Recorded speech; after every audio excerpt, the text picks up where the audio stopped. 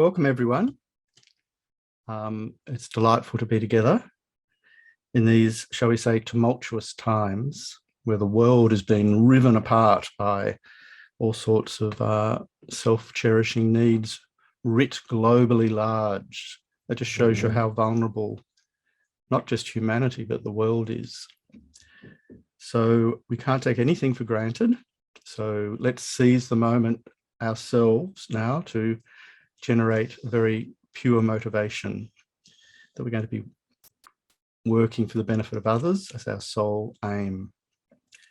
And I'll hand us over now to Stephen, who will kindly lead us through our prayers, opening prayers. Thank you, Stephen. And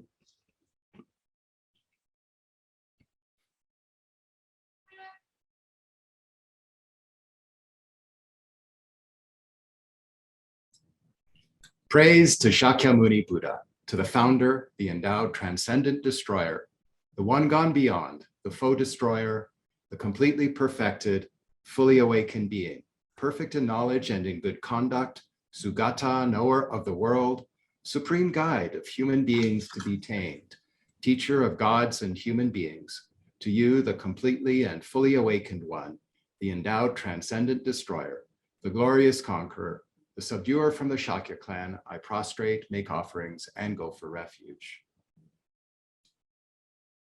Homage to the Supreme Buddha, homage to the Dharma Refuge, homage to the great Sangha, to all three ever devout homage, to all worthy of respect, bowing with bodies as many as all realms, atoms, in all aspects, with supreme faith, I pay homage. Do not commit any non-virtuous actions. Perform only perfect virtuous actions. Subdue your mind thoroughly. This is the teaching of the Buddha. A star, a visual aberration, a flame of a lamp, an illusion, a drop of dew or a bubble, a dream, a flash of lightning, a cloud. See conditioned things as such. Through these merits, may sentient beings attain the rank of all-seeing, subdue the foe of faults, and be delivered from samsara's ocean, perturbed by the waves of aging, sickness, and death. The heart of the Perfection of Wisdom Sutra. I prostrate to the Arya Triple Gem. Thus did I hear at one time. The Bhagawan was dwelling on massive Vulture's Mountain, in Rajagriha, together with a great community of monks and a great community of bodhisattvas. At that time, the Bhagawan was absorbed in the concentration on the categories of phenomena called profound perception. Also at that time, the bodhisattva, mahasattva, Arya, Avalokiteshvara looked upon the very practice of the profound perfection of wisdom and beheld those five aggregates also as empty of inherent nature. Then, through the power of Buddha, the Venerable Shariputra said this to the Bodhisattva, Mahasattva, Arya, Avalokiteshvara. How should any son of the lineage train who wishes to practice the activity of the profound perfection of wisdom?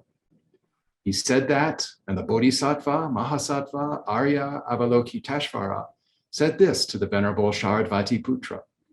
Shariputra, any son of the lineage or daughter of the lineage who wishes to practice the activity of the profound perfection of wisdom should look upon it like this, correctly and repeatedly beholding those five aggregates also as empty of inherent nature. Form is empty. Emptiness is form. Emptiness is not other than form. Form is also not other than emptiness. In the same way, feeling, discrimination, compositional factors, and consciousness are empty. Shariputra, likewise, all phenomena are emptiness, without characteristic, unproduced, unceased, stainless, not without stain, not deficient, not fulfilled. Shariputra, therefore, in emptiness, there is no form, no feeling, no discrimination, no compositional factors, no consciousness, no eye, no ear, no nose, no tongue, no body, no mind. No visual form, no sound, no odor, no taste, no object of touch, and no phenomenon. There is no I element, and so on, up to and including no mind element and no mental consciousness element. There is no ignorance, no extinction of ignorance, and so on, up to and including no aging and death, and no extinction of aging and death. Similarly, there is no suffering, origination, cessation, and path. There is no exalted wisdom, no attainment, and also no non-attainment. Shariputra, therefore, because there is no attainment, bodhisattvas rely on and dwell in the perfection of wisdom, the mind without obscuration and without fear. Having completely passed beyond error, they reach the end point of nirvana. All the Buddhas who dwell in the three times also manifestly, completely awaken to unsurpassable, perfect, complete enlightenment in reliance on the perfection of wisdom. Therefore, the mantra of the perfection of wisdom, the mantra of great knowledge, the unsurpassed mantra, the mantra equal to the unequaled, the mantra that thoroughly pacifies all suffering, should be known as truth, since it is not false. The mantra of the perfection of wisdom is declared. Tayata Om Gate Gate Paragate Parasamgate Bodhi Soha. Shariputra, the bodhisattva mahasattva, should train in the profound perfection of wisdom like that. Then the Bhagavan arose from that concentration and commended the bodhisattva mahasattva Arya Avalokiteshvara, saying, well said, son of the lineage. It is like that. It is like that. One should practice the profound perfection of wisdom just as you have indicated. Even the Tathagatas rejoice. The Bhagavan having thus spoken, the Venerable Sharadvati Putra, the Bodhisattva Mahasattva Arya Avalokiteshvara, and those surrounding in their entirety, along with the world of gods, humans, asuras, and Gandharvas, were overjoyed and highly praised that spoken by the Bhagavan.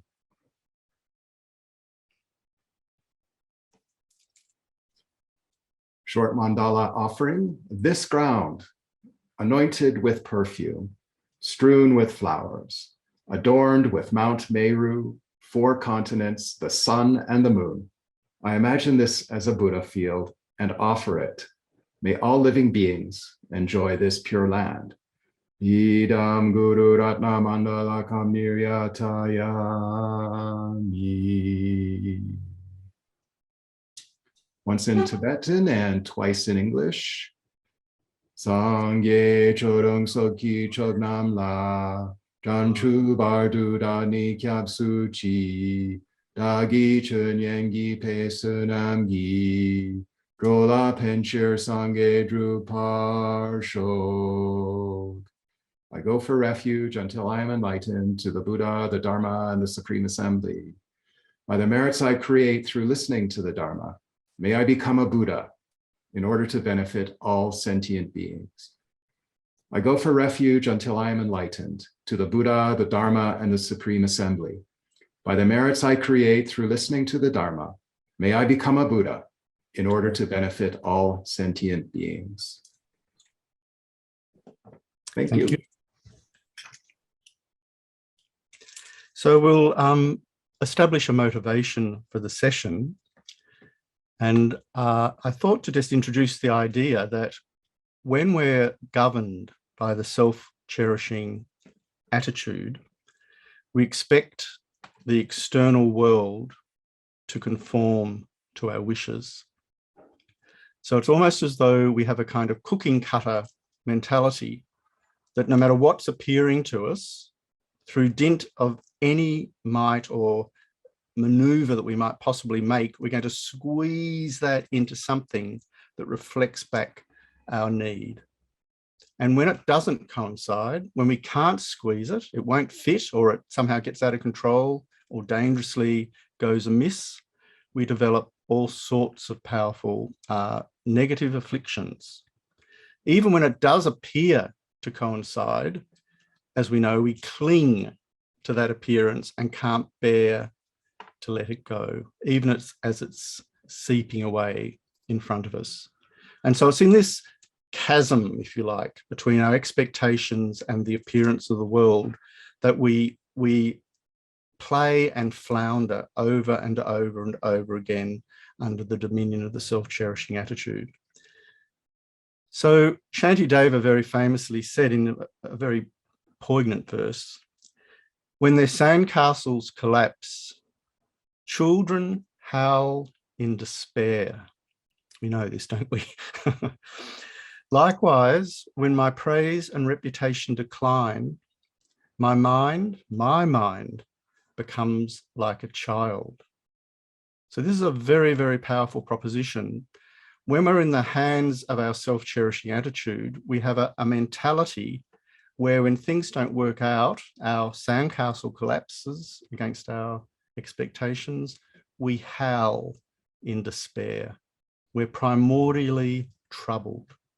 We're disturbed at the very base of our being, and all of the other emotional chaos that can come out of these sorts of upheavals and these senses of loss of control create endless havoc, depression, despair, nervousness, health conditions, and so forth. It just cascades. So what we're attempting to do in these sessions as pure Dharma intention is to throw this attitude around and try to develop a mature response to situations as they unfold, so that we're not going to howl with despair when our sandcastle collapses. In fact, the ideal thing would be to laugh delightfully, as did Lama Zopa Rinpoche when he manifested having a stroke in Bendigo a number of years ago. And after many protests, was eventually taken to the Bendigo hospital, to the stroke ward, where he delighted and entertained all the nurses with endless jokes. And they couldn't believe that a so-called stroke victim could only consider making the nurses laugh at that time of, for most people, profound trauma. So this really shows you how incredibly powerful the thought transformation techniques are, and how, having overcome the self-cherishing mind, one is able to navigate reality in a completely transformed, radically transformed manner. It's said Roger Mai, Rinpoche's attendant, told stories of Rinpoche attempting to use his hand that was having difficulty working and laughing uproariously as it failed to perform its allotted tasks. How remarkable is that? For most of us, would be aghast at the so-called loss of control of our body at such a particular point in time. So of course, if we've realized emptiness, and we've realized that the body isn't intrinsically me, and the arm isn't intrinsically mine, and so forth, we've opened up a kind of vista where it becomes possible to approach these sorts of situations in a very radically different way. So this is our aim as well. And we're aiming in the form of aspiration. So aspiration is an incredibly powerful and potent activity. And this book's had a huge impact in my life and continues to do so. It's called Arya Shura's Aspiration in 70 stanzas. And it also includes, wonderfully, a meditation on compassion by His Holiness the Dalai Lama, which he wrote, I think, at the age of 14, where he we visualize the Guru merit field in that practice with His Holiness as Chenrezig. And then we also get the transmission of His Holiness's name mantra. And so that's a very, very precious practice indeed. So that's the other half of this extraordinary book. So I take this book with me when I go to Bodh Gaya, to the great stupa of enlightenment, and I say these verses over and over and over with the most deep aspiration I can possibly muster. Because even though my little limited self, my little self-cherishing self, is vastly inadequate to fulfill these great promises, the very thought to aspire to be able to achieve these feats stretches our imagination, stretches our mind in a really, really dynamic and powerful way.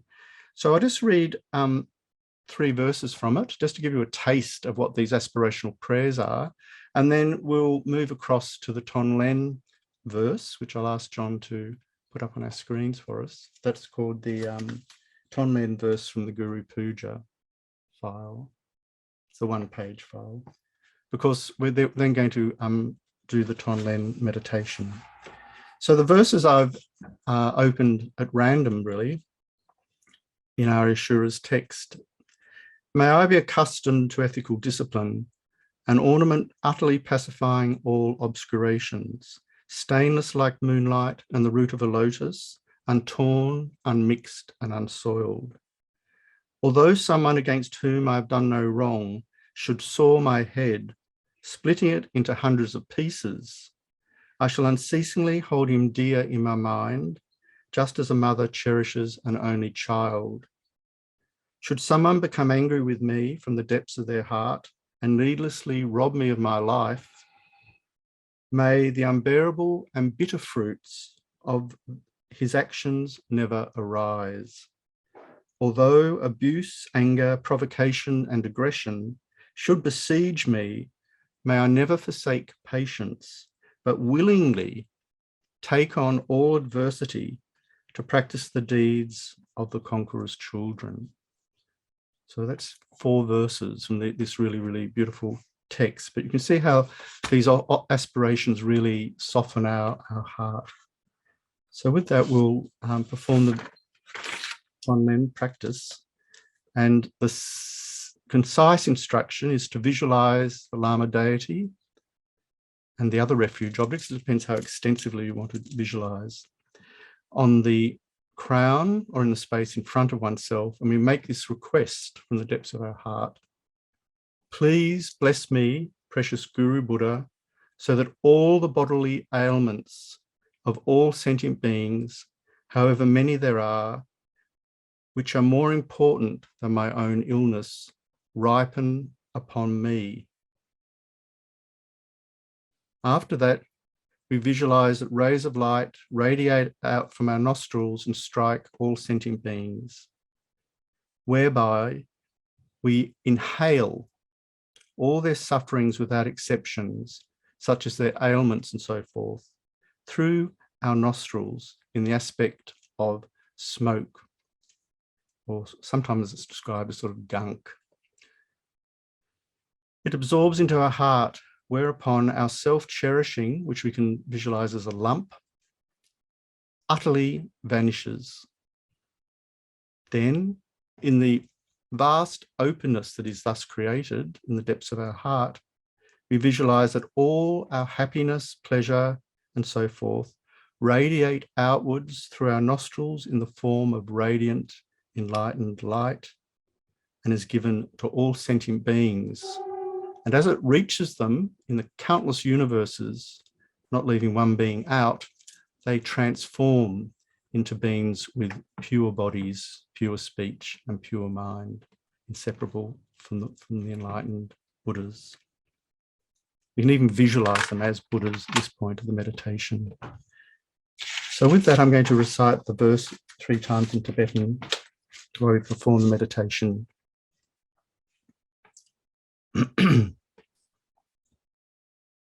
Dena je sun lama tu je chen magu trowe di drib du ngao kun maludata daglamin pa dandagi deje shen la tang wai trokunde dang Dempa jingi lo dena jesun lama tu je chem magudroe digdrudunel Kumara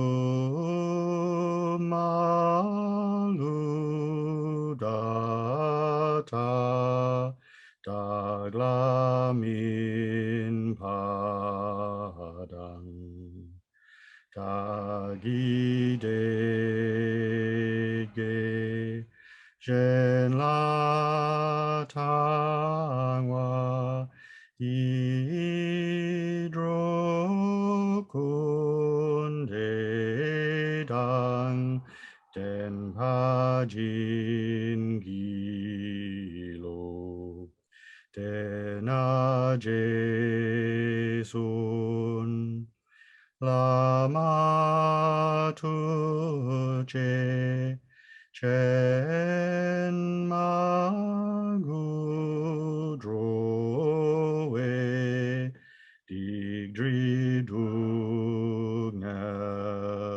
kun maludata tadlamin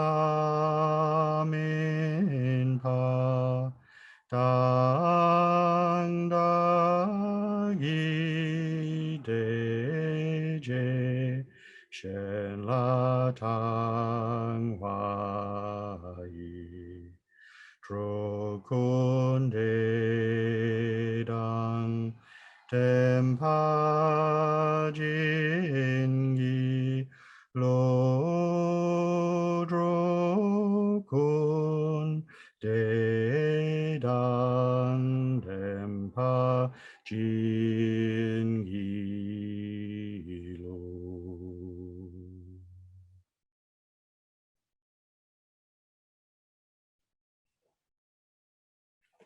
So thank you very much.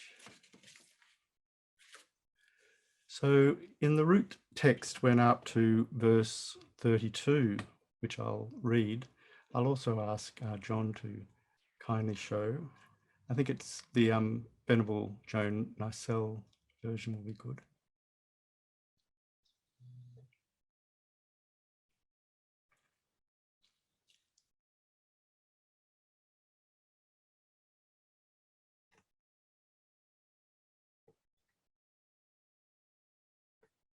(32). Thank you.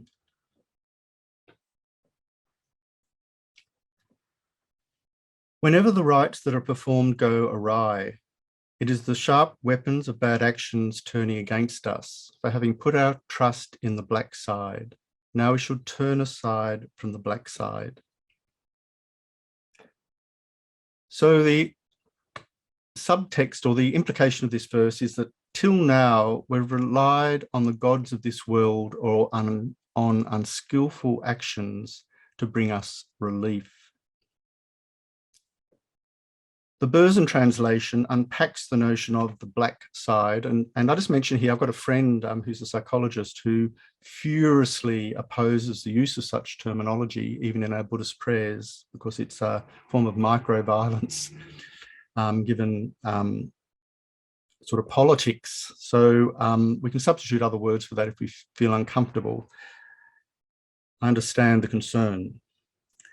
But I wanted to quote a story here to stop it being sort of entirely kind of fictitious. And there's a very famous account that the great yogi Milarepa gives of his early manhood. In his will, my father had entrusted the care of his estate to my uncle and aunt until I reached the age of 15. Yet, in spite of his best intentions, my relatives seized our property for themselves. While they enjoyed a life of luxury, we were forced to live like servants in our own home. When I reached the age of 15, my mother reminded my uncle and aunt of her late husband's will. But over the years, they'd become accustomed to their position of power, and my mother's pleas were hopeless. The villagers felt sorry for us, but were too afraid to help. And we, of course, had no means to challenge our relatives. When my mother realized that her family was now destitute, she was poisoned with bitterness. Now our only hope of avenging our enemies, she wailed, is through magic. I want you, my beloved son, to learn the art of sorcery. Apprentice yourself to the magician Yung Tong. If you are not successful, I will kill myself. Milarepa continues, I therefore had no choice but to leave our village and study magic with Yung Tung of Ngak, the great and terrifying magician of evil spells. Unfortunately, although I spent an entire year with him, I learned nothing. Knowing I could not return home without having mastered the art of magic, dark magic, black magic, in desperation, I sought the help of another sorcerer. This time, as an apprentice to Kulungpa, the ocean of virtue, my perseverance was rewarded, and I made rapid progress in mastery over the spell of death. Once I was truly confident in my ability, I set out to avenge my family. My magic was indeed powerful. After only 14 days of practice, my teacher told me that I would see the signs of success. Sure enough, that night, the guardian spirits that I had invoked appeared before me, bringing with them the bleeding heads and hearts of 35 corpses, which they piled up on my altar. I later found out that my magical ritual had coincided with the death of 35 guests at my cousin's wedding feast. During the meal, strange things had happened. The courtyard of our house was filled with writhing masses of snakes, lizards, spiders, and frogs. The horses tethered in the tables went wild with panic. Rearing up, they kicked down the stable walls, causing the whole building to collapse. All the guests inside were killed, but unfortunately, my aunt and uncle escaped. My mother was overjoyed when she heard of the disaster.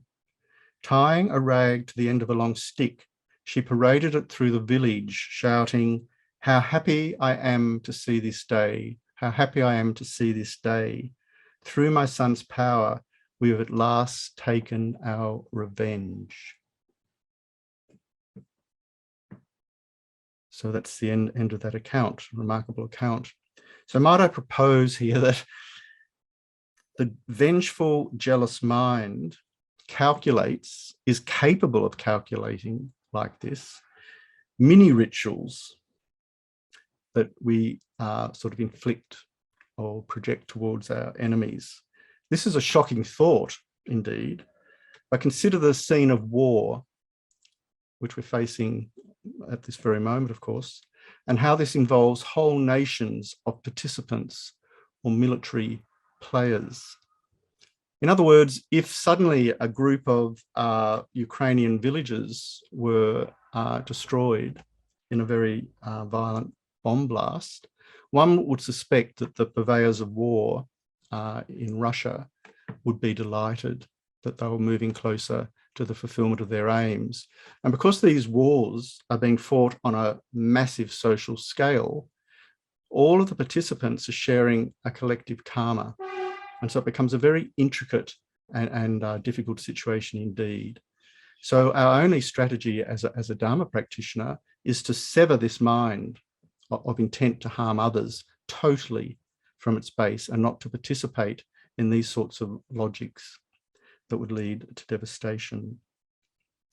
In other words, we need to consider that if we in this life try to do practices such as pujas to increase the length of our own lives, for example, and they don't prove effective, we don't turn that onto the Dharma and say the Dharma fails to work.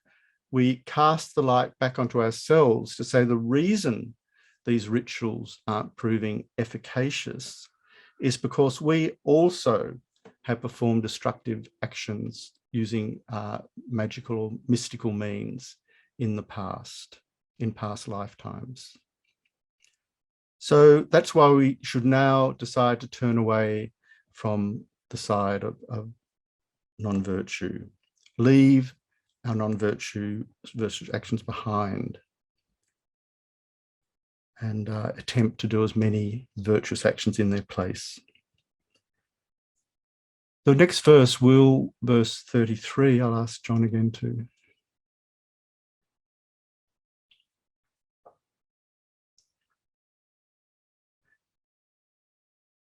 Whenever our requests do not reach the three jewels, it is the sharp weapons of bad actions turning against us. For not having had confidence in Buddhahood, now we should rely upon the three jewels alone.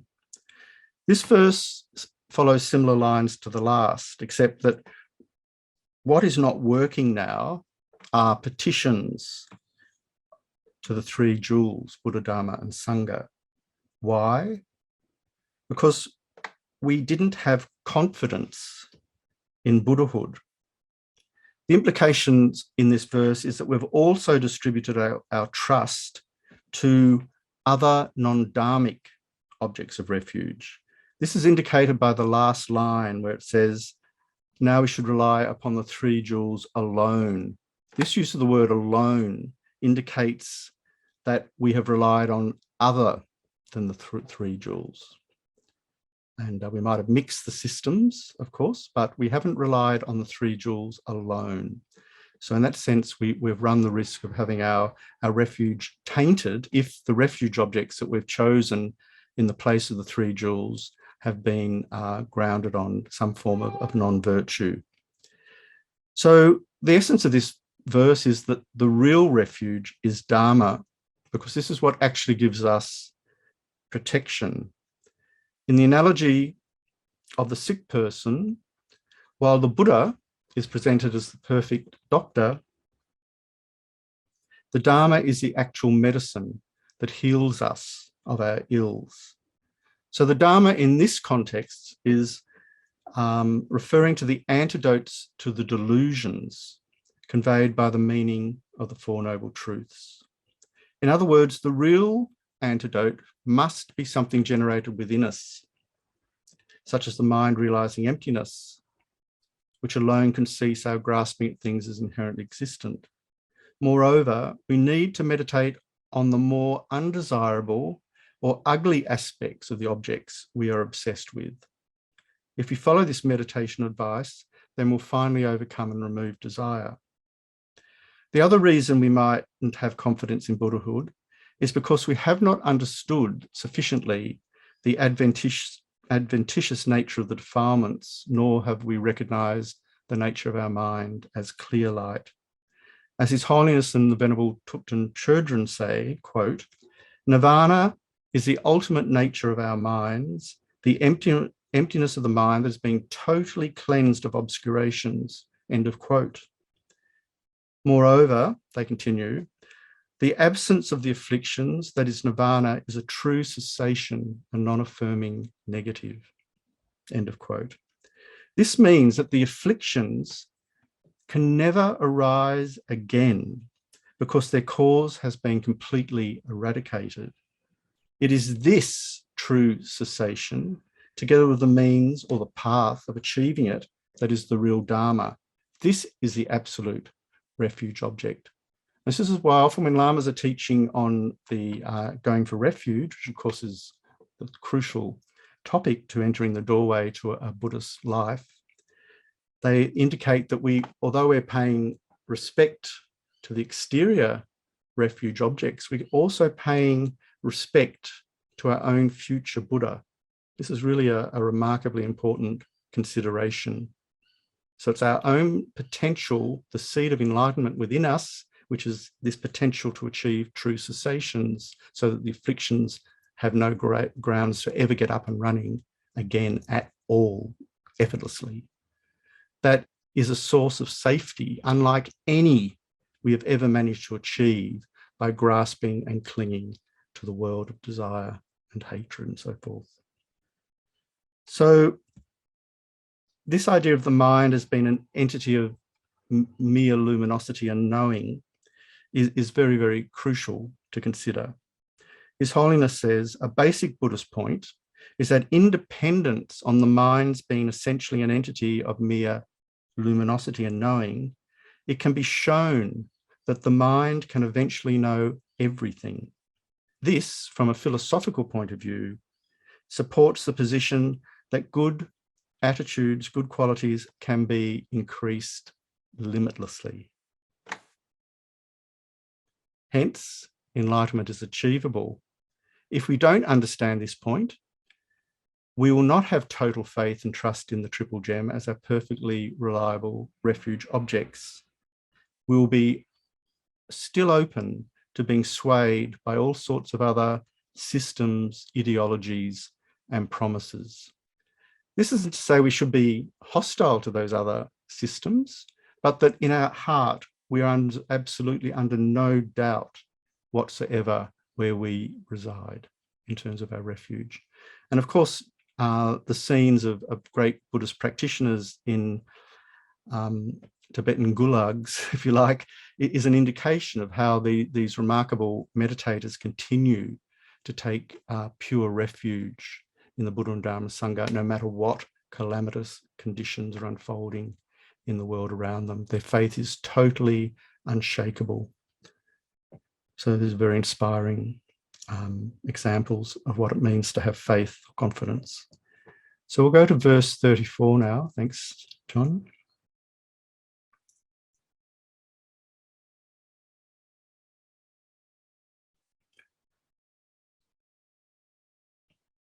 Whenever the negativities of degeneration arise as polluted demons and evil spirits, it is the sharp weapons of bad actions turning against us. For having accumulated negativities with respect to the deities and the mantras, now we should destroy all conceptualizations.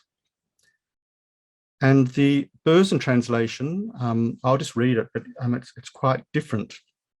It sort of unpack some of these terms. When prejudice, polio, or strokes have us crippled, and external forces or harm rise against us, this is the wheel of sharp weapons returning full circle upon us from wrongs we have done. Till now, we have collected vast stores of non-virtue by breaking our vows and offending protectors in our practice from guru devotion to Tantra. Hereafter, let's banish all prejudiced views. End of quote. So here there is mention of accumulating negativities with respect to deities and mantras, as well as having collected vast stores of non-virtue by breaking our vows and offending protectors in our practice from guru devotion to Tantra in the alternative translation. From guru devotion to Tantra constitutes the expanse of the entire Lam Rim.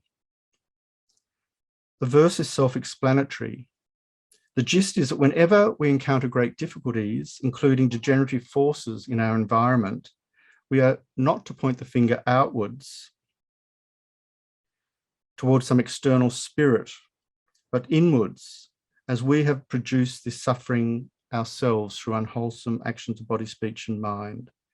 Therefore, the prejudiced views or conceptualizations in the last line of both translations that are to be destroyed and banished are none other than the prejudicial, afflicted, distorted views dwelling with our own minds that operate as the source of our negative actions.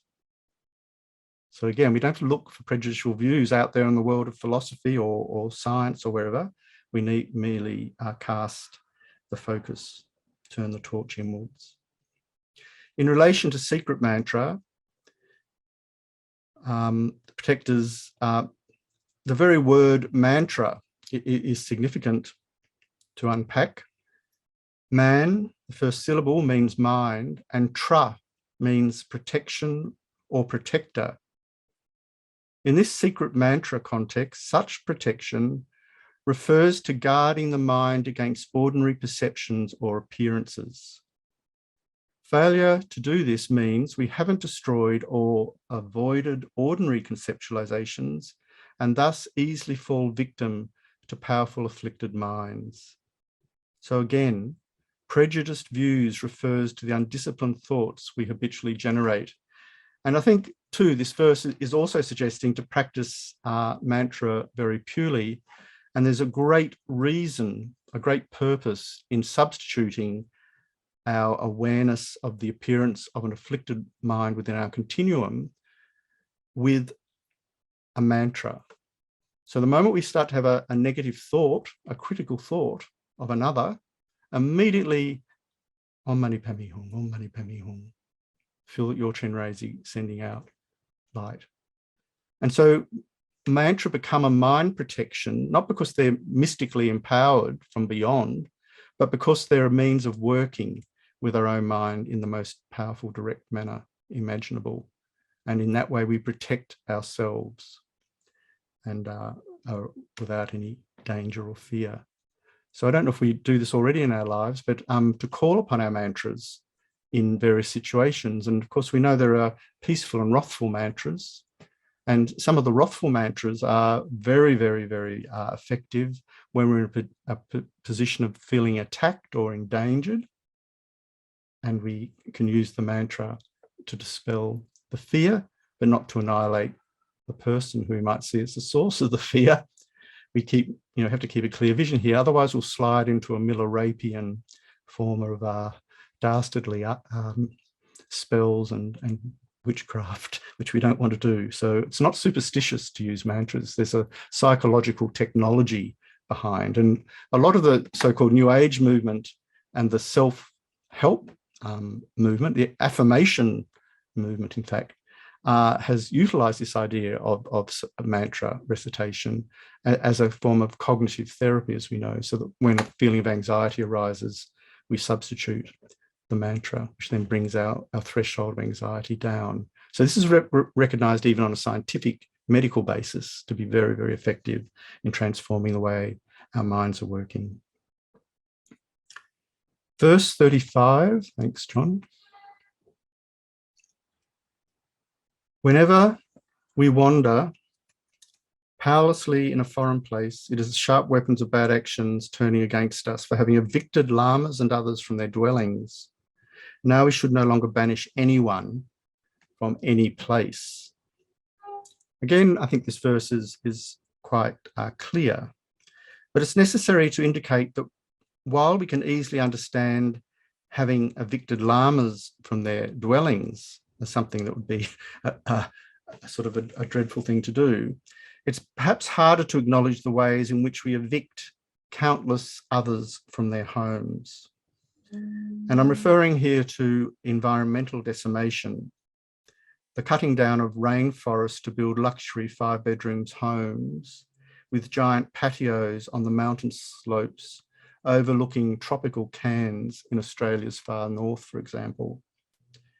I was recently in up Queensland, and it's one of the coastal regions in the top half of Queensland is one of the greatest areas, fragments left of the ancient Gondwana forests that used to cover all of Southeast Asia and South America when these land masses were joined, including Australia and the Antarctic for that matter. And so we're dealing here with a primordial forest of incredible antiquity. And it's been pulled down at an incredibly rapid rate to provide the extension of urban suburbia radiating out from our metropolitan hubs. And we know this is happening in so many other places in the world. So in my own case here in Victoria, recently, a whole community of hundreds of koalas was decimated by bulldozers while a land developer illegally cleared the eucalypt forests in order to lay the foundations of a resort. And not only did the developer do this without any concern for the wildlife, but he left the scene and there were koalas dying on the ground, being rescued by people and who were nursing them, trying to nurse them back to health. And unfortunately, a very large number of koalas died. So these are sort of gross examples, obvious examples, aren't they, of robbing someone of their home. And need I mention what's happening in the Ukraine again? So if more people accepted or believed in karma, people in high positions, and this is quoting Gendoga, such as leaders of a country, if they had this conviction in the law of karma, they could be more responsible for their actions. But of course, the same applies to us. We're all capable of fiefdoms. So verse 36. Thank you, John. Whenever the unwanted, such as frost, hail, and so on occurs, it is the sharp weapons of bad actions turning against us for not having properly guarded our pledges and morality. Now we should keep our pledges and the like pure. So this verse echoes verse 27, which said, whenever our body is suddenly struck by contagious disease, it is the sharp weapons of bad actions turning against us for having performed deeds that degenerate our pledges. Now we should abandon non-virtuous actions. End of quote. Except that in this case, contagious diseases striking the body has been exteriorized as environmental hazards such as frost, hail, and so on, striking our land and destroying our crops. The karmic cause in both is not having properly guarded our pledges and morality.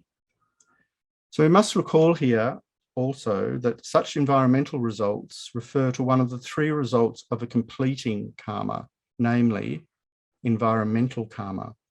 So we have karma similar to the cause in terms of an instinctive behavior, similar to a cause in terms of instinctive behavior, result similar to the cause in terms of experience, and the environmental result. So a completing karma refers to a karma that is not a throwing or maturational karma, because at least one of its four aspects required to determine a throwing karma is incomplete. So these are details that we need to go back to the Lam Rim for, the details of the exposition of karma, which you find in the first scope in particular, because we're needing to guard ourselves from falling into the lower realms in order to have any vestige of hope of being able to do any practice in the future. And we'll also know that we need to have four elements complete if we're going to successfully produce a throwing karma: the motivation, the object, the performance, and the completion. So if one of these four wings, if you like, is missing, we won't be able to produce a throwing karma, which will determine the state of the actual rebirth form that we're thrown into. But it will have the power to determine the conditions that we're going to encounter. And so we get all sorts of mixtures here between virtuous and non-virtuous throwing karmas and virtuous and non-virtuous completing karmas. So an example would be a dog. So someone's got a throwing karma to be reborn as a dog, but they have a very positive completing karma because of generosity, perhaps, in a past lifetime, and they're born as a dog in a luxurious abode on a silk and get to sleep on a silken cushion, as opposed to a dog which is left to be desperately parasite-ridden in the streets of Delhi, for example. So these are sort of interesting examples. So Pabonka says, a throwing karma is either virtue that throws one into the upper realms or a non-virtue that throws one to the lower realms. Completing karma is not as fixed.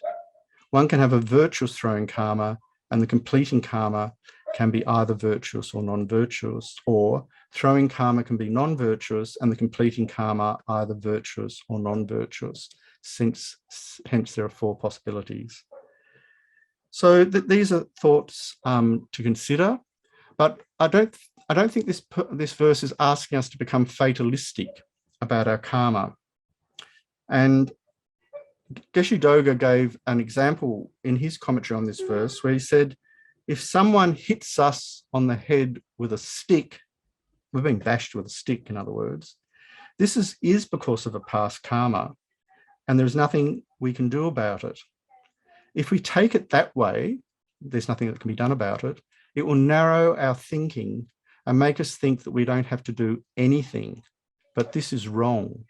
Rather, by understanding the law of karma, we see that we must be more responsible for what we say and do for others.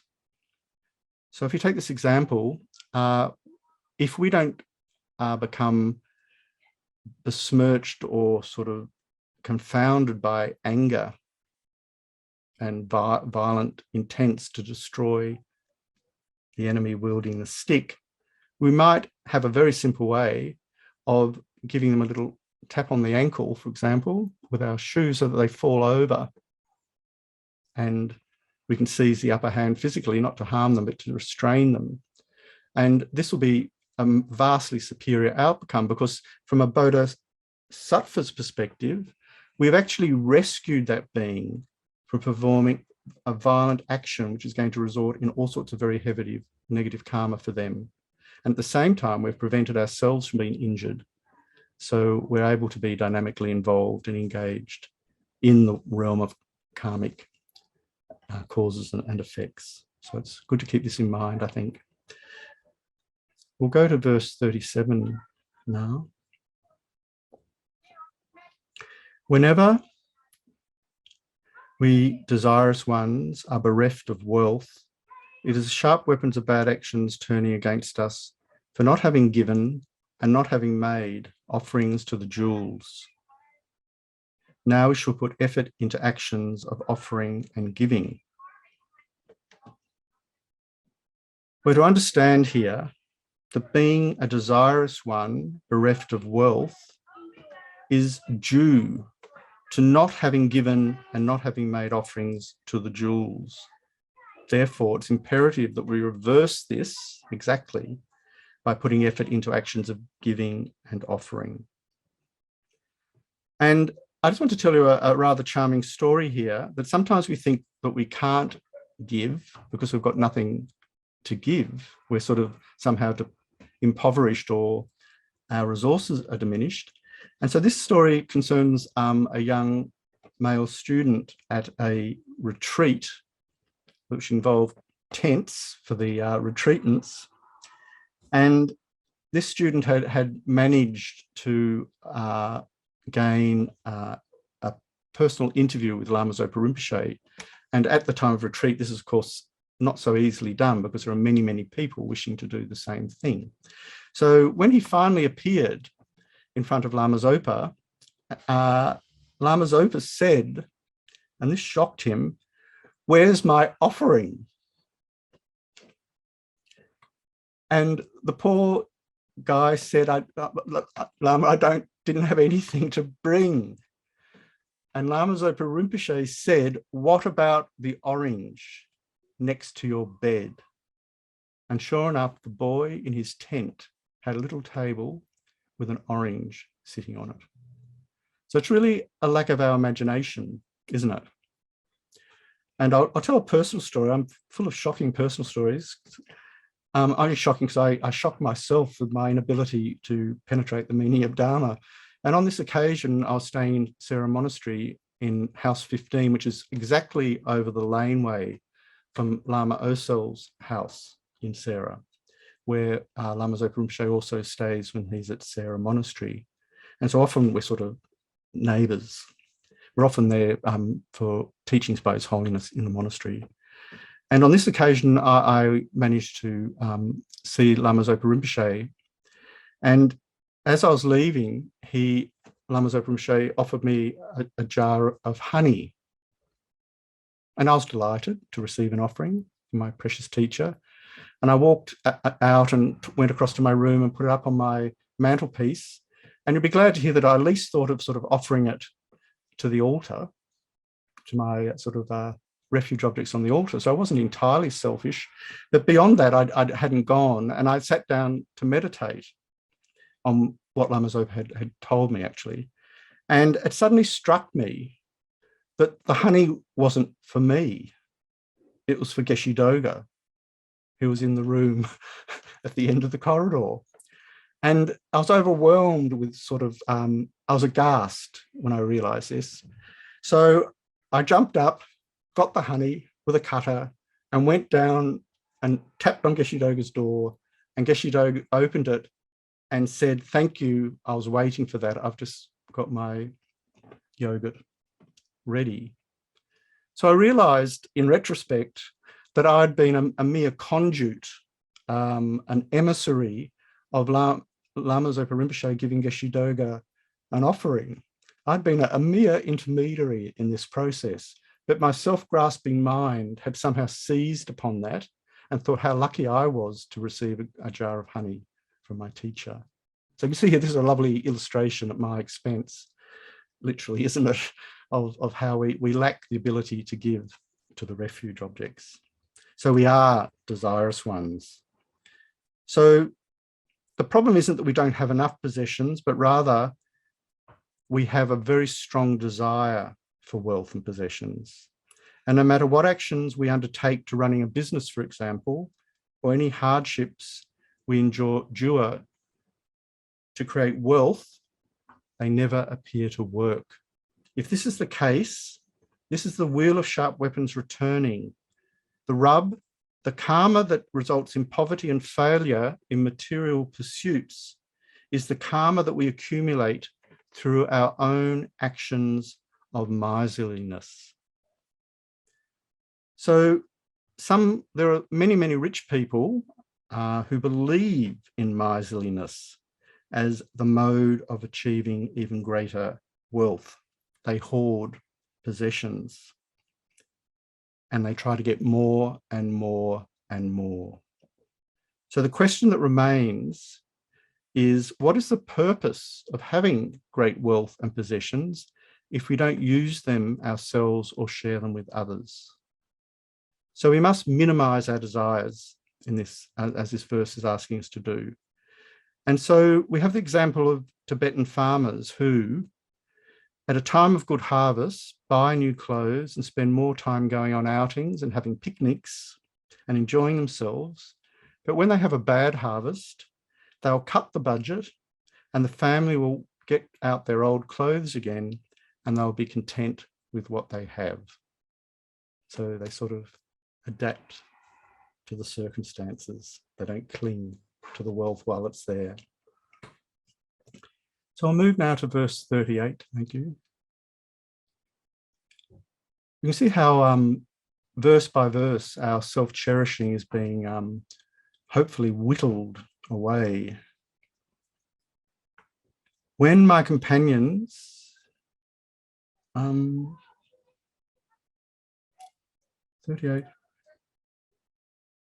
Oh yes, I'm using the other translation. Whenever those around us deride our ugly body, it is a sharp weapon of bad actions turning against us for having made ugly images and burning them out of anger. Now we should construct deity images and have a tolerant nature. And the alternative translation, when I say alternative, I don't mean it's a better translation, but it is a different translation. When my companions mistreat me for being ugly, it is a weapon of my own evil deeds turned upon me for venting my rage by erecting ugly images. From now on, I shall erect images of the gods and be slow to anger. So the question we ask here is, what's meant by venting my rage by erecting ugly images? The Burzen translation appears to separate the two actions until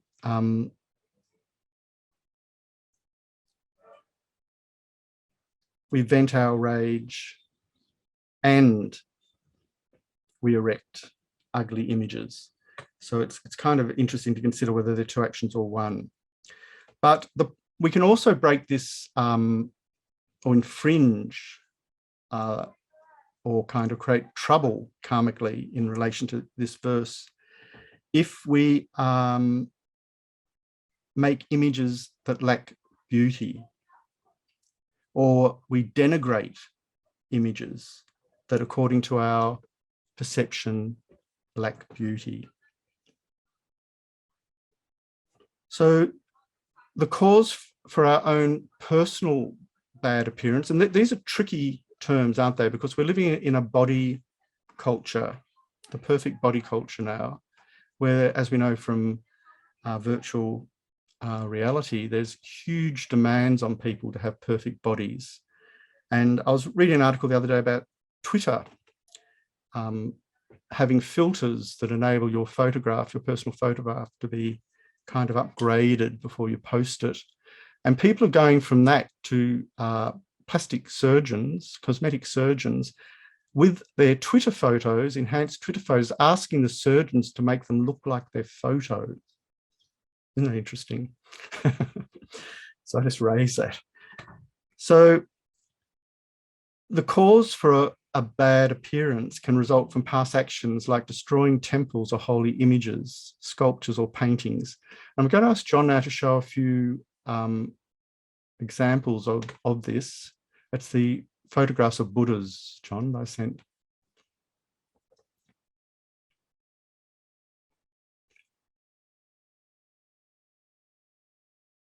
So first I'll tell a story. There's a story of a monk who had an extremely ugly body, but a beautiful voice. People loved to hear him chant, but recoiled when they saw him. Someone who had clairvoyant powers saw that in a previous lifetime, while constructing a stupa, a monument representing the Buddha's mind, he continually complained and showed an ugly face. When the stupa was completed, he had a change of heart, and offering a bell with a charming and elegant sound to the stupa, and offered a bell with a charming sound to the stupa. His ugly body was a result of his anger while making the stupa, and his beautiful body was a result of having later given the beautiful sounding bell to the stupa. So I'm showing here an image of the Bamyan Buddhas, which were destroyed by the Taliban in Afghanistan in 2001. They were destroyed using dynamite, and it took over several weeks to destroy them. They were so massive. And the destruction was carried out in stages. Initially, the statues were fired at for several days using anti-aircraft guns and artillery. This caused severe damage but did not obliterate them. During the destruction, the Taliban information minister lamented, "This work of destruction is not as simple as people might think. You can't knock down the statues by shelling, as both are carved into a cliff. They are formally attached to the mountain." Later, the Taliban placed anti-tank mines at the bottom of the niches so that when the fragments of rock broke off from artillery fire, the statues would receive additional destructions from particles that set off the mines. In the end, the Taliban lowered men down the cliff face and placed explosives into holes in the Buddhas themselves. After one of the explosions failed to obliterate the face of one of the Buddhas, a rocket was launched that left a hole in the remains of the stone head. You can see that here. John, if you go down to the double image again, if you go to the right-hand image there, you can see that there's damage there. I'm just going to ask John to scroll just a few other images of iconoclasm. These relate to the Cultural Revolution and the destruction of the monasteries in Tibet. So these are disfigured and destroyed, deliberately destroyed, ancient 12th, 13th century, even earlier statues. So this verse is rather stimulating to think about, because it implies that there is a virtue in being beautiful, however. And an example given by Geshe Nawandagi is Milarepa's disciple, Ring Chungpa, it's a nice image to leave it on, thank you, John, was so extraordinarily handsome that his sponsors were more attracted to him than to his master. On one occasion, he entered a house to beg. A cow kicked over the milk bucket. The mistress of the house came out to scold him, but on seeing him, her mind was changed and she made offerings to him instead. So from this perspective, as bodhisattva trainees, we're interested in being attractive so that we're better positioned to please others. Geshe Nawandagi illustrates, quote, "We can see the different effects of appearance when we travel by train. For people of a certain appearance are respected by all, even the ticket collector, while those of poor appearance are abused." In other words, being beautiful can be pedagogically efficacious. Thupten Chodron says in her commentary on this verse, although being good looking is not our principal aim in life, if we want to benefit sentient beings, having a pleasant appearance is helpful so that people will be drawn to us. That then gives us the opportunity to share the Dharma with them. However, if we're a monk or nun who is very attractive, it is much more challenging to hold our precepts. It is better to be somewhere in the middle where we're pleasant looking, but not somebody others will ogle. And Thupten Chodron rather charmingly moves on to stress that the real beauty, of course, is inner beauty. And this is what she talks to teenagers who are hung up about their bodies. She says, we want to cultivate inner beauty, kindness, love, forgiveness, and so forth, rather than external beauty.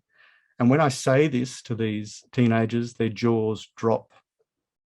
I explain that people attracted to me because of inner beauty will be better friends than people attracted to me due to my looks, and they are surprised.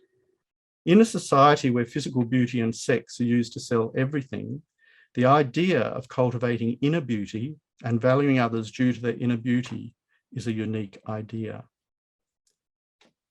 So this leads us on to the purpose of erecting images of enlightenment. And Berzin, in his footnote to this verse, says, images of the Buddha and various meditational deities representing different aspects of the Buddha's enlightenment have an important use in both the perfection and Tantra vehicles. They are used as meditative aids for developing single-pointed concentration. By using such images as objects of devotion, we collect the merit to attain the physical body of a Buddha. So John, I'll ask you to show the image of the Buddha again, the golden Buddha image that was in that other file. And I'm going to quote Lama Zopa Rinpoche. If someone offers a small flower or a grain of rice to a Buddha statue, a stupa, or a scripture, then the benefit extends from then up to enlightenment. Amazing, amazing. It is said in the sutra, Piled Flowers, on top of that benefit, you will achieve ultimate happiness, liberation from the causes of delusion and karma. And on top of that, full enlightenment, all the realizations and omniscient mind. After this, then you liberate numberless hell beings, pretas, animals, humans, shuras, and asuras from the ocean of samsaric sufferings and bring them to full enlightenment. When all beings are brought to enlightenment, only then are all the results of offering achieved. So by offering gold, then, wow, wow, wow, can you imagine the result? From only a tiny offering of a flower or rice, so much benefit is received due to that statue. So really, holy objects are wish-fulfilling gems, so unbelievably precious. So, of course, this also points out as a sort of inverse corollary how incredibly destructive and even dangerous it is to destroy such images for whatever reasons. So henceforth, we should make good statues of our gurus and the Buddhas and show appreciation for other images. And we should not act harshly towards others, but remain constantly friendly while practicing giving and taking meditation. So the main thrust of this verse is really the need for practicing patience, because patience is the main cause of achieving physical beauty. And we should aim to overcome anger because it's the main cause for having an ugly body. Our aim is not simply to learn what is said here, but to integrate it into our lives. And so Ashvaghosha, the famous Indian master, said that with the projection of anger, no matter, quote, what you wear or adorn yourself with, earrings, necklace, or makeup, no matter what, anger will make you look ugly. Even dogs run from the sight of an angry person. So you can see here that even on a superficial level, anger makes a person somehow ugly, and we find it difficult to be around them. So this is why we need patience. So we'll move now to verse 39, thank you. I'm going to read two translations, so I'll read this first. Whatever we do, attachment and hatred arise in us. It is the sharp weapons of bad actions turning against us for having hardened our intractable and negative continuum. Now we should rid ourselves completely of this rigidity. And the Berzin translation, when attachment and anger disturb and upset us, no matter how much we may try to suppress them. This is a wheel of sharp weapons returning full circle upon us from wrongs we have done. Till now we have held onto the improper outlook, stubbornly cherishing only ourselves. Hereafter, Let's uproot self-interest completely. So it's clear that having hardened our intractable and negative continuum refers to none other than stubbornly cherishing ourselves alone. In a sense, we become atrophied, even ossified into the self-cherishing position with all the excruciating inflexibility and lack of adaptability that entails. I wrote in my sort of notes here, rather colourfully it seems, it is as though we're attempting to swim in a hardening, congealing ocean of solidifying goo. The self-cherishing attitude imprisons us in its own aspect until we begin to become hardened and incapable of responding creatively to what's happening around us. So in this way, we're becoming embalmed, cut off from the possibility of participating in the world and events around us. And this is a great loss. So we become, as the verse says, hardened. And what hardens is our intractable and negative continuum. The whole expanse of our being becomes hardened. And we have this incapacity to lighten up or to adapt as a consequence. So this verse confirms our experience of feeling uncontrolled attachment towards desirable objects or towards people we regard as close friends, and a feeling of hatred towards undesirable objects, such as those we regard as enemies. That we cannot control emotions such as desire and hatred shows us that we are indeed overpowered by mental delusions.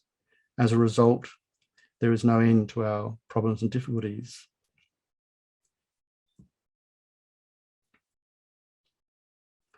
So it's important here to consider that desire and hatred have no stable basis. They change so easily depending on our point of view. Our view, for example, can change in a flash, as we know, in relation to our friend, who, because they say one particular difficult or ugly word that we take as a direct criticism, are suddenly flipped into an enemy. And these sorts of things happen often in really innocuous settings like birthday parties and Christmas parties, where the families come together to have a wonderful reunion. And Aunt so-and-so says something to her sister, who relays it to her cousin, who takes offence. And before we know it, the whole party is rent asunder by conflict and the digging up of ancient wounds. Has anyone had a Christmas party like this? They're kind of almost dangerous times in a way.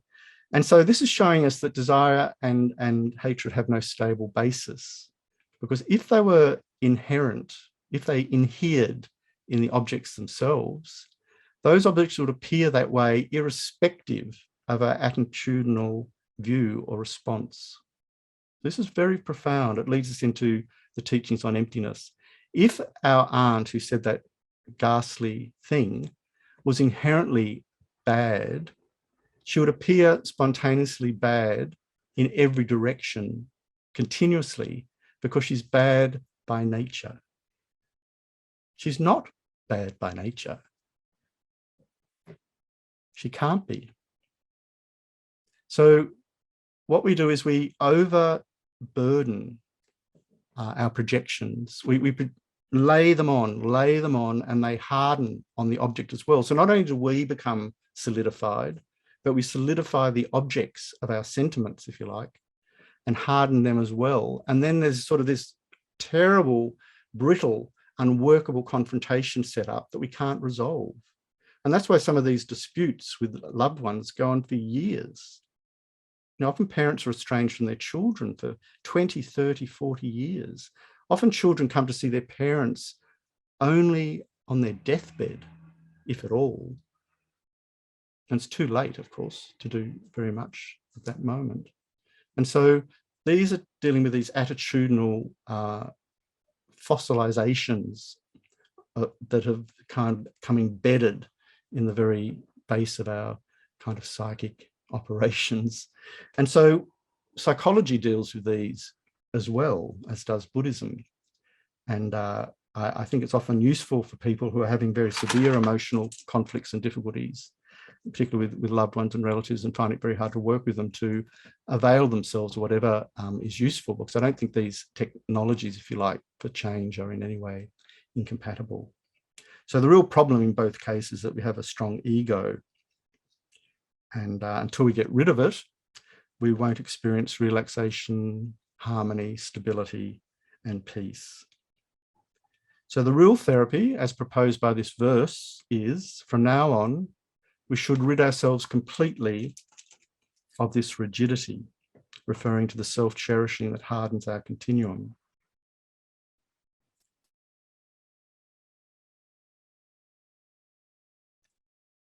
So I was going to quote a few verses from Shantideva. One verse from Shantideva. He says, "I would rather be burned and killed and even have my head cut off than to ever bow down to the enemy that is the afflictions in any way." And in the Guru Puja, this chronic disease of cherishing ourselves is a cause giving rise to unsought suffering. Perceiving this, we seek your blessings to blame, begrudge, and destroy the monstrous demon of selfishness. The mind that cherishes all mother beings and would secure them in bliss is the gateway leading to infinite virtue. Seeing this, we seek your blessings to cherish these beings more than our lives, even should they rise up as our enemies.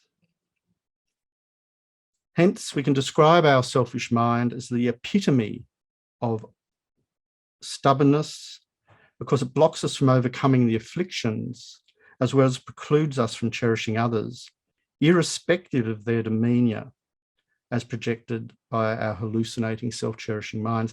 In other words, we can't see the person through the layers of projection from our self-cherishing mind. We don't even know who's there.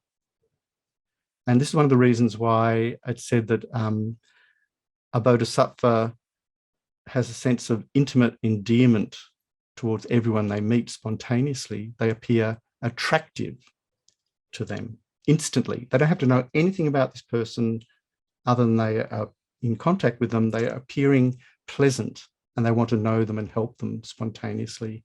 This is an example of the exact opposite kind of mind. So it's very inspiring to think about these things. So verse 40, thank you. Whenever, whatever we practice, we do not reach our objective. It is a sharp weapon of bad actions turning against us. For having assimilated an inferior view, now whatever we do should be done for others' welfare. So what is an inferior view in this context, and in what ways have we assimilated it? So the inferior view that we have assimilated refers to the self-cherishing mind, precisely because it is that which blocks us from generating bodhicitta. This is because the self-cherishing mind involves abandoning or forsaking others. And this abandonment of others is the diabolical opposite of cherishing others without exception. And it determines that abandonment via our own endless seeking of worldly pleasures for ourselves, and it determines this, that we only act for our own worldly pleasures for ourselves, for our exclusive sake alone, and therefore are capable of abandoning others. So this is the intent behind the use of the word whatever, as in now whatever we have done for others' welfare. This means that this cherishing other attitude mops up everything we formerly did for our own sakes. It remedies it at the very base. And so Geshe Sopa powerfully puts it. He says, ego clinging is like a knife that cuts and destroys our practice. End of quote. Because we've assimilated, which is referring to the fourth lining, this self-cherishing mind in the sense that we've saturated ourselves with it, it permeates and pollutes everything we do and compulsively determines how we operate out of our three doors of body, speech, and mind. It even robs us of the capacity to do meaningful retreat. So we'll move on now to verse 41. Whenever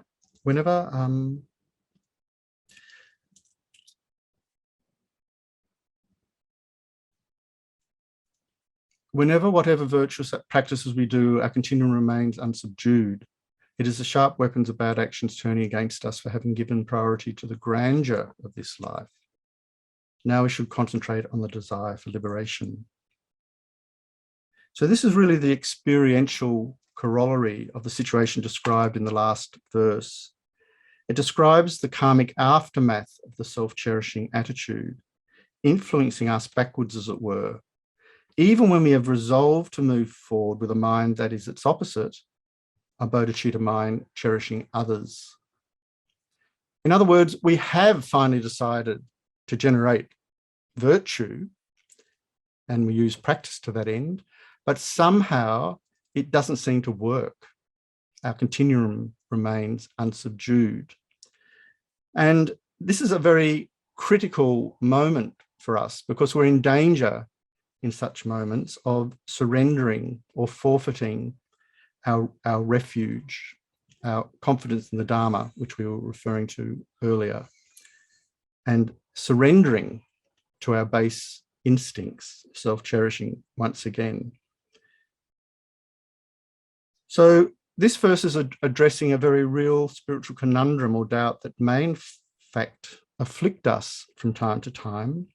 Why are we not achieving the results of our practice despite our best efforts? The answer given in this verse is that it is because our past actions have been tainted with the fault of worldly pursuit for either material gain or an increase in reputation. So now we're to recognize with a fresh motivation the need to overcome worldly motives when we meditate or engage in our spiritual practice. We now only aim to have one purpose, to subdue our minds and to transform all our actions from negative to positive. Hence the last line of the verse says, now we should concentrate on the desire for liberation. So liberation here is to be understood in the context of the bodhisattva vehicle.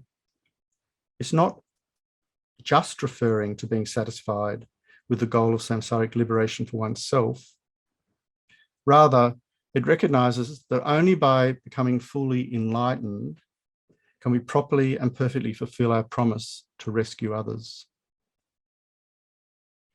So we'll move to verse 42. Thank you.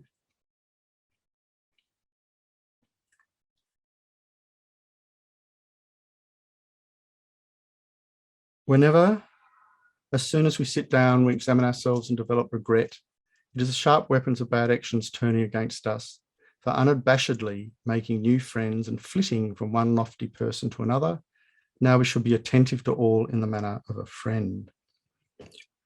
So this is dealing with what I've called the Gadfly Problem, of flitting from one person to the next, one situation to the next, all in a ravenous bid to satisfy our worldly desires.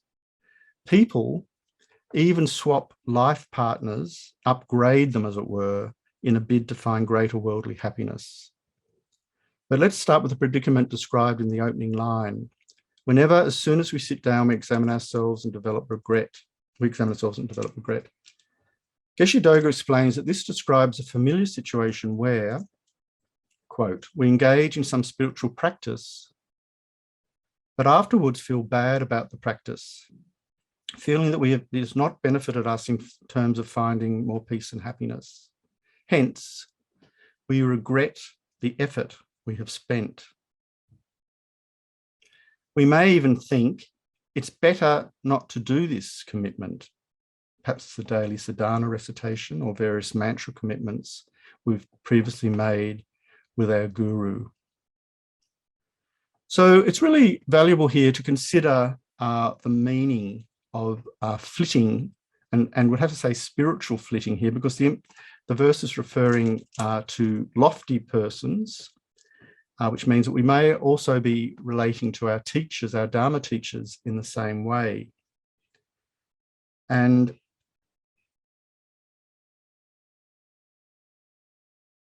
we think to ourselves, it's really difficult practicing with this particular guru. I'm not getting anywhere. I'm going to find a better one. I've heard that so-and-so is coming to town and giving a series of talks next week. I'll go to those. And so there's a kind of willingness to jump ship rather than look more deeply at what the source of the problem is. So spiritual flitting is a particular kind of problem whereby growing disillusioned with our own inability to gain benefits from our practice, we jump at new teachers without considering whether they are suited or better suited to us or not. Then we become disappointed yet again and prepare yet again to jump ship. This same syndrome of flitting works at the social level of our friends and relatives. We make friends on a superficial basis and abandon them with the same cavalier carelessness when they no longer serve our appetites. Perhaps they become ill and can no longer accompany us to the cinema. I was watching one live TV program on dating, finding your life partner on live TV, one of those scenarios. And this particular chap had fallen for a particular woman who had been sort of set up as a possible love match. And she had magnificent long black hair. Just have to mention that because it's pertinent to the story. In the next episode, she appears with a very stylish bob cut, and her long locks have entirely gone. And the suitor, the man, says, "I loved your hair." And he had no incentive to continue that relationship on the program as a result of her having had the haircut. So it's kind of a comic example, but it's really dealing with what we call in psychology fetishism, isn't it? We fetishize our objects. And when that fetish is somehow altered so that it no longer provides our fetishistic need, we abandon it and search for the next manifestation of the fetish. It has nothing to do with the quality of that person who's before us at all. It's again the cookie cutter. That person is only as attractive as they are in approximating the design or the contours of our projected fetish interest. So one could argue here, and I'm not going to attempt to do it in these sessions, but often the whole notion of romantic love as a sort of triumphant apotheosis of the meaning of life, i.e. by finding the perfect partner, is really playing into these sorts of fetishizations, because no other person, no matter how spectacular they in fact might be, is going to have any chance of fulfilling the enormous exaggeration involved in that sort of fetishized exaggeration of what's before them. So if we dig deeper into this verse, we are being asked to recognize more deeply what are our real spiritual needs and how can they be met with really deep Dharma practice, not superficial Dharma practice. Henceforth, says the verse, let's act with complete self-awareness, exerting great care in the way we make friends. So this is addressing the issue of flitting in relation to our social engagements. We should be attentive to all in the manner of a friend. So this is the exact opposite of that fetishization of the individual that I was just describing.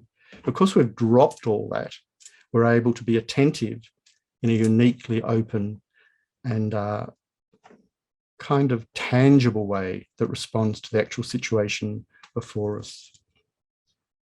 So I'm not conscious of the time. I might just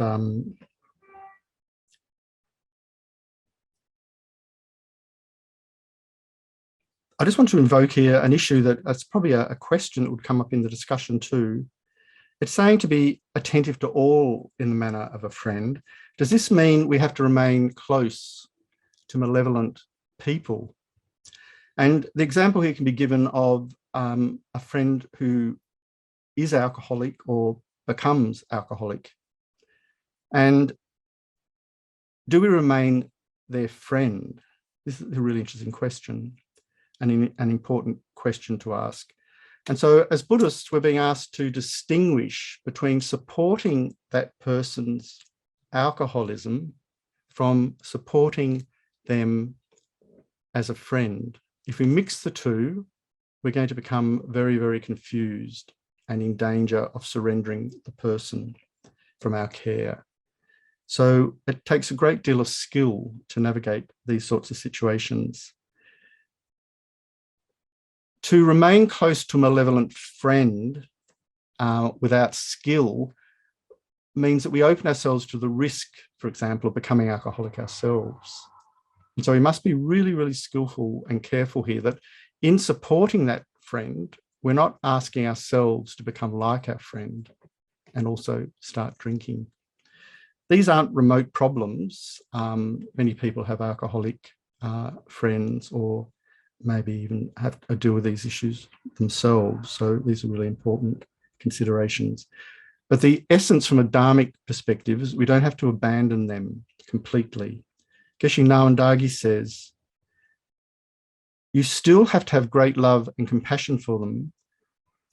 But if they're really problematic for you, like really difficult, you should not visit or be close to them. So this is interesting, isn't it? If a person is so difficult that we feel invaded by the problem and can't cope, it is skillful and permissible, if you like, to step back and observe them from a distance. But from a dharmic perspective, we at no point give them up in our heart.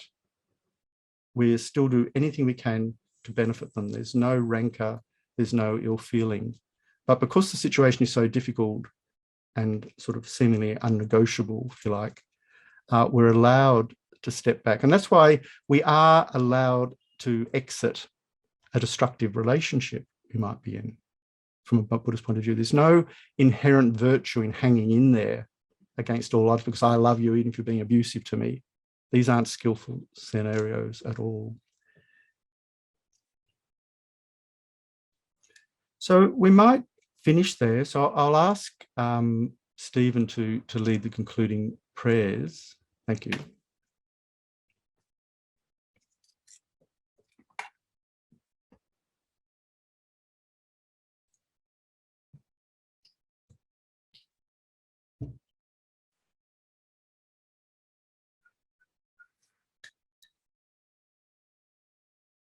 Dedication prayers.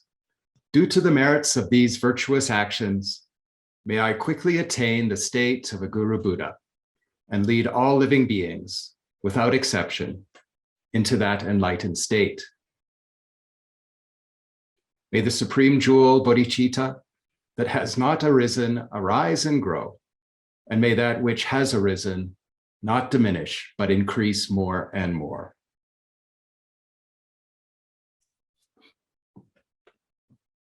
Long life prayers for His Holiness, the Dalai Lama, the wish-granting, wish-fulfilling jewel, source of every single benefit and happiness in this world, to the incomparably kind Tenzin Gyatso, I beseech, may all your holy wishes be spontaneously fulfilled. Lama Zopa Rinpoche, you who uphold the subduer's moral way, who serve as the bountiful bearer of all, sustaining, preserving, and spreading Manjunath's victorious doctrine, who masterfully accomplish magnificent prayers, honoring the three jewels, savior of myself and others, your disciples, please, please live long. And Tenzin Osel Hita, Venerable One, to you whose kindness exceeds that of all the conquerors, for those wanderers in far-off places, especially the West, mindful of your loving concern for us in intentionally descending again into a family of a far distant land, we make this request, O Lama, please, please live long. So thank you very much. And enjoy your discussion. And I'm attempting to move more quickly through the verses. We're technically halfway through our allotment of classes, and we're not quite halfway through the text. So if anything, I have to speed up even further. So I hope it's not too much of a whirlwind. The idea, of course, is that we can go back in our own time and dwell on the meanings and think about them. And that's the purpose behind the questions. I hope they're working well for you. So I've sent John a rough concordance between the block of each talks and the homework for that week. So we'll give you an overall cluster of verses that correspond to those questions. But in some cases, I haven't identified the verse involved in the question deliberately, because I want you to sort of search for the correspondence yourself. But it'll always be within the chronological framework of the unfolding of the text. I'm not playing any games and going back to the first verse in the fourth homework or anything. Each homework is covering that portion of the text. So in that way, it becomes an accumulative process.